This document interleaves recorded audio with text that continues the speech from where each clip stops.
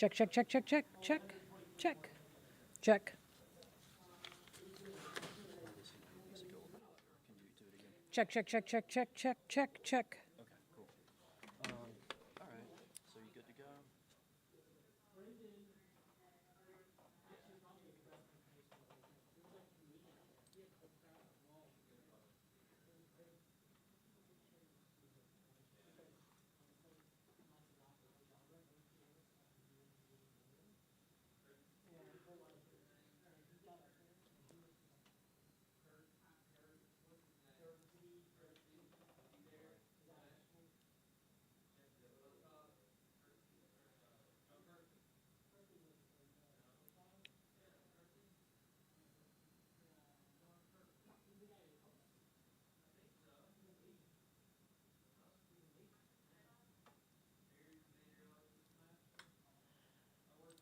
All right, good evening, everybody. Glad you could join us on this Monday, August the 19th. We have a very busy day in our newsroom today. I'm Shon Gables. We have First Alert meteorologist Patrick Pete. He's going to join us in just a few moments.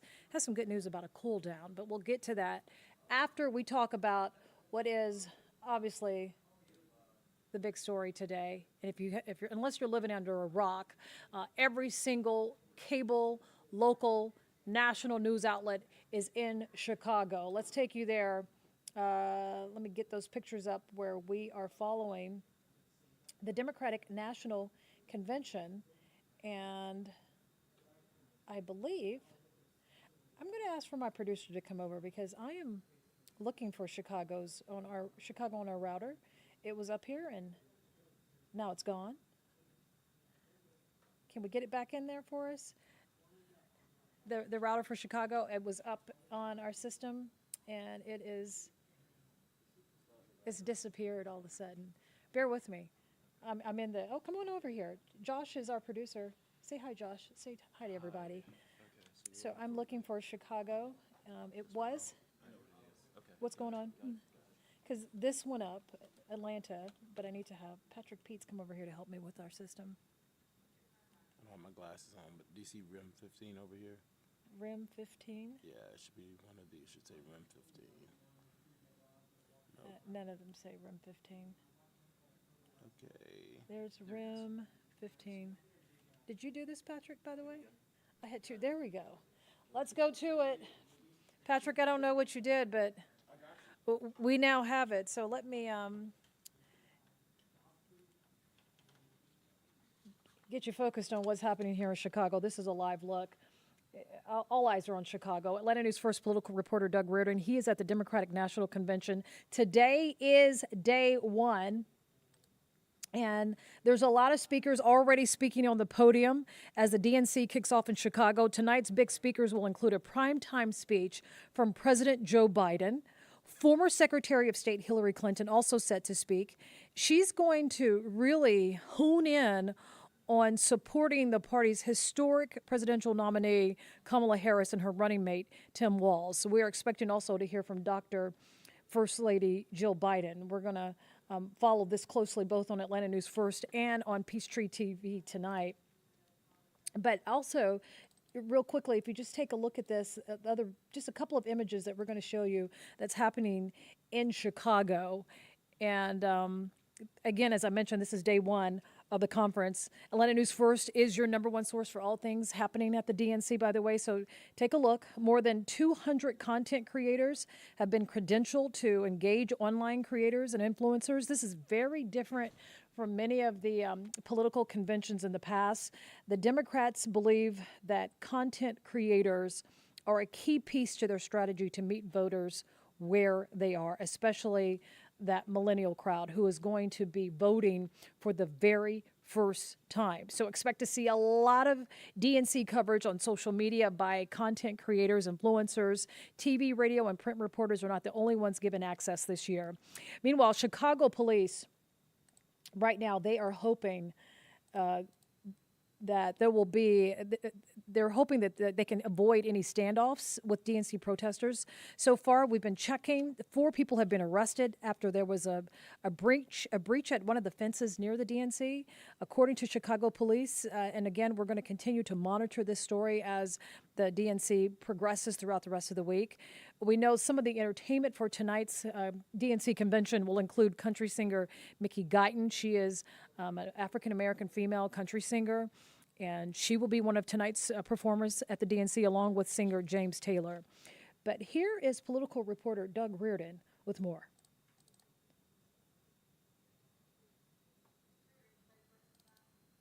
Excited. There really wasn't a whole lot of dissent among them when that big switch was made from President Joe Biden to Vice President Kamala Harris. It came just a few weeks after that disastrous debate performance in Atlanta. And we got a chance to talk to some of them on the ground here in Chicago. The roll call vote for those delegates is scheduled for tomorrow. That's going to be mostly for show, though, as these delegates already took virtual roll calls to confirm Harris as the nominee and Minnesota Governor Tim Walz as a running mate. Even some of the ticket's youngest supporters, like Georgia delegate Nico Parra, who is from Gwinnett County and just 20 years old, he's going to be voting in his first presidential election this year, are feeling good about the ticket. I am excited. I really am excited. The fact is that this is my very first Democratic convention ever. This is actually the first presidential race that I'm eligible to vote in. And so for me, the fact is that I'm voting in a historic candidate is amazing. It's a fact that's not lost on me, right? As well as it's not lost on many of my other peers who are also representing the young Democrats of Georgia. And good news for Harris coming into this convention. For the first time, new polling shows that she is ahead of Donald Trump nationally by a very slim margin. From the United Center in Chicago, Doug Reardon, Atlanta News First. And Doug Reardon will have live reports all week long, live from Chicago on both Atlanta News First, Peachtree TV, and WPGA in Macon. So make sure you join myself and Blair Miller tonight at 11 p.m. Our reporters are covering not only the DNC, but here locally, here in Atlanta. Bridget Spencer is in College Park. Atlanta News First, Bridget Spencer is covering a story that we have been following for months. It began when College Park's mayor was censured. That has now spilled over into a whole brand new chapter where supporters of the mayor are now protesting outside of City Hall. They have shown up in huge numbers to support the mayor at tonight's city council meeting.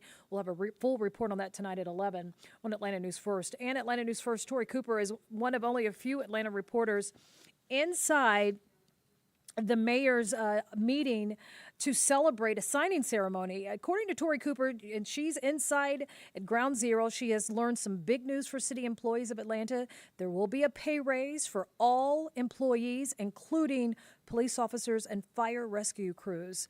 She's going to have more how this is going to be allocated. It will happen in 2 separate waves. But again, big pay raise for police and firefighters in the city of Atlanta. We'll have more on that also tonight on Atlanta News First at 11. And then our other story that is just heartbreaking, the death of a Paulding County deputy. There has been a huge outpouring of support for Officer Brandon Cunningham. Officers across the state have driven in a procession tonight to bring him home. We'll have details on his coming home ceremony and how he is being remembered, not only by the officers who worked with him in Paulding County, but also by officers across the country. It's just a heartbreaking story, and we just hate to see stories where we lose officers like this in the line of duty. Let's take a live picture of downtown Atlanta to just give you an idea. Well, that's not it. Patrick, get over here. Help me. I'm trying to show the skyline so I can make a nice transition to you. You're going to need a hoodie at some point later tonight and in the morning. So we have finally, it's August, but we are finally encountering a fantastic cool down that we have been waiting for months. And it is finally here. Some areas of Georgia will dip down into the 50s. There will be others that will dip down into, gosh, it's going to be, hold on, Patrick, let me just get your name up here because you got such good news to share with us. I've been waiting for this cool down.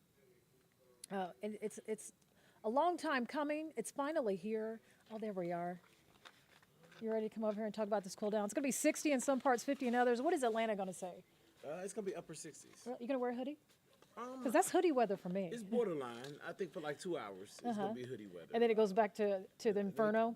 Not inferno, but it gets back up there. You'll want short sleeves for the day. But the morning, I think I'm going to say pumpkin spice weather. Oh. You know, maybe not quite hoodie, yeah, because, you know, when you put your hoodie on, you want it on for a few hours. I think if you're in the mountains, you'll probably have like 4 or 5 hours that's hoodie-ish. But here in the city, it'll be. Any excuse that allows me to put it on and cover my hair, good day for me. I'm gonna let you take over, buddy. I'm with it. Look at this gorgeous view. Good evening, everybody. I hope that you all are having a fantastic evening. I'm going to pop on to YouTube real quick just to say hello to anyone that may have commented. Alex, good evening. Red Maple Leaf, good evening.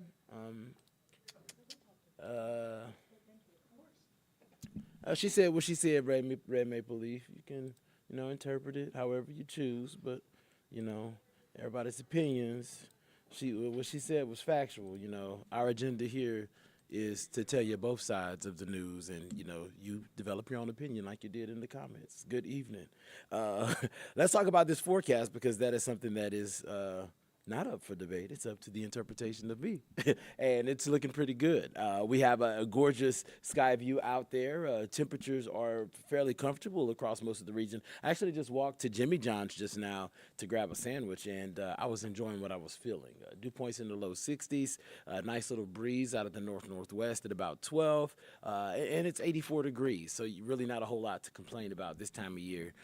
We're par for the course. Those numbers will gradually slide as we head into the evening. I do expect us to dip into the 70s within the next couple of hours, and then eventually fall into the 60s, which is nice because we've hit the upper 60s, I think, twice in the last 3 or 4 months as far as morning lows inside of the perimeter.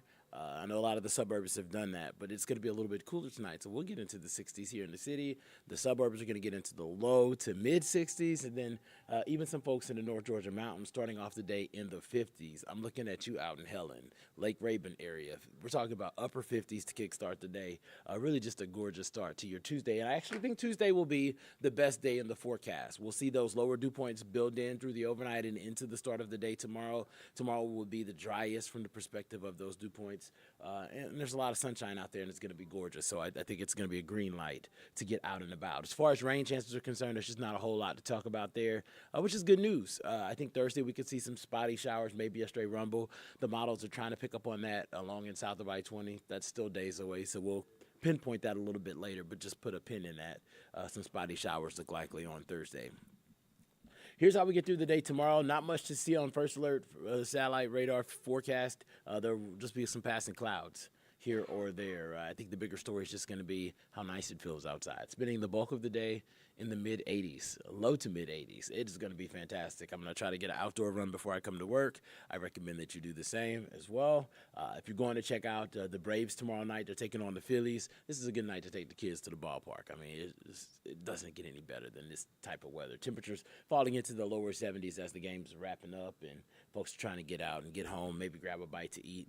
I think Wednesday we'll see a few more clouds around, a little bit of moisture. Models are trying to bring in a sprinkle or two. I'm going to call it mainly dry. That rain chance is going to be somewhere near 10%, so I wouldn't go rearranging any of my plans. If you're a person that maybe has a Jeep, I'd probably still drive the Jeep with the top down tomorrow and Wednesday because the rain chance is just that minuscule. I think that we'll see clouds build in through the overnight, and our best chance for seeing some spotty showers will arrive on Thursday. Here is the day-by-day muggy meter, and we expect those dew points to hang out in that very dry, comfortable territory for the next couple of days. There will be a noticeable uptick by the time we get to Thursday afternoon, and we're going to see those dew points creep back into that humid territory as we approach the weekend. But really a dry forecast heading into the weekend. With those lower dew points, we actually see those morning lows get a little bit cooler, and we're talking about mid to upper 60s for the next few days. Really just a solid stretch of fall-like weather. This is a good opportunity for all of you who, like me, you have limited space in your closet. So whenever you get into the summer season, you put all your hoodies like way up top or wherever. This is a good opportunity to probably bring the hoodies down. You may not get a whole lot of use out of them right now, but we're trending in that direction. And I do think that over the course of the next few weeks, you'll get at least a couple of opportunities to have those hoodies. So maybe a good project for this weekend, a couple of hours just to rearrange the closet. I wouldn't bring the jackets down just yet, but a nice little hoodie, can't go wrong. 7-day forecast shows the temperatures are going to be in the upper 80s for the next few days. We will eventually start to trend a little bit warmer as we head into next week, getting back to 90 by Sunday. But even those morning temperatures, upper 60s as we head into the beginning of next week. So not a bad start to the day, just a warm afternoon Monday with temperatures returning to the lower 90s.